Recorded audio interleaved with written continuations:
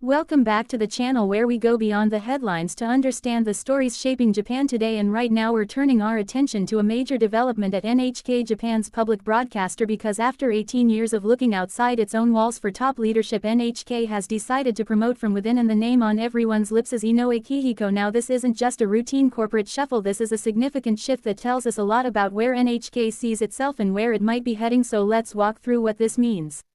To really grasp the weight of this promotion, we need to rewind a bit. For almost 2 decades, NHK has consistently appointed chairmen from outside the organization, bringing in former diplomats, academics, or executives from other fields to sit at the very top. This practice was widely seen as a way to ensure oversight and fresh thinking for a broadcaster that operates on public fees and is perpetually under the microscope for its editorial stance and its management decisions. But this latest move breaks that long-standing pattern. Inoue Kihiko is as insider as it gets, a career NHK man who joined the broadcaster and rose through the ranks over decades, working in news programming and eventually ascending to the role of vice chairman. His elevation is a clear signal that NHK's board is now valuing deep institutional knowledge over external perspective.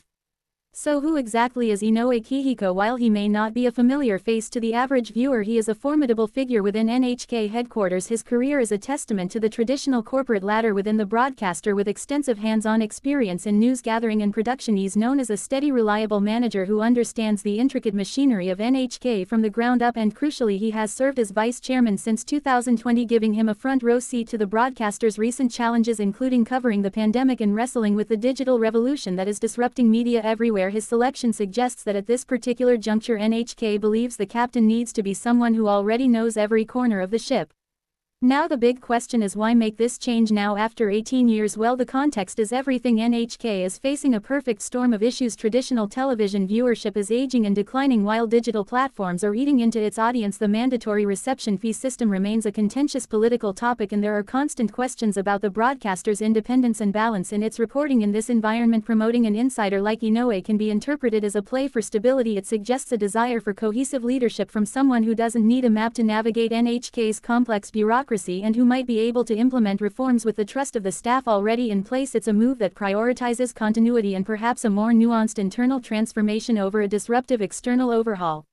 But let's be clear, this decision is not without its potential drawbacks. Critics will argue that turning inward risks creating an echo chamber, that NHK needs bold external voices to challenge its assumptions and truly adapt to the 21st century media landscape. After all, those external chairmen were brought in for a reason: to provide accountability and new ideas. So is NHK closing ranks? Possibly, but it's also fair to consider that Inoue Kihiko might represent a different kind of insider, one who has witnessed the pressures for change firsthand during his time as vice chairman, and who now has the authority and the rapport to guide the organization through a metamorphosis from within. He may be in a unique position to marry the broadcaster's respected traditions with the innovation it desperately needs.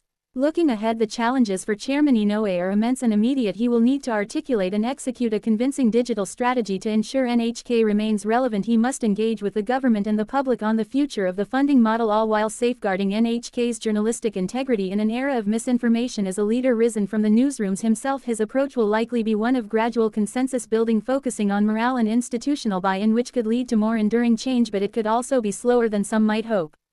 In the end, NHK's choice to promote Inoue Kihiko is a historic pivot. It's a bet on experience and stability from within at a time of great external uncertainty. While it may appear conservative on the surface, it is a profound statement about self-reliance and internal confidence. This promotion isn't just about filling a seat, it's about NHK choosing a specific path forward, one guided by a veteran's hand, and the coming years will reveal whether this insider track was the right one for the future of public broadcasting in Japan.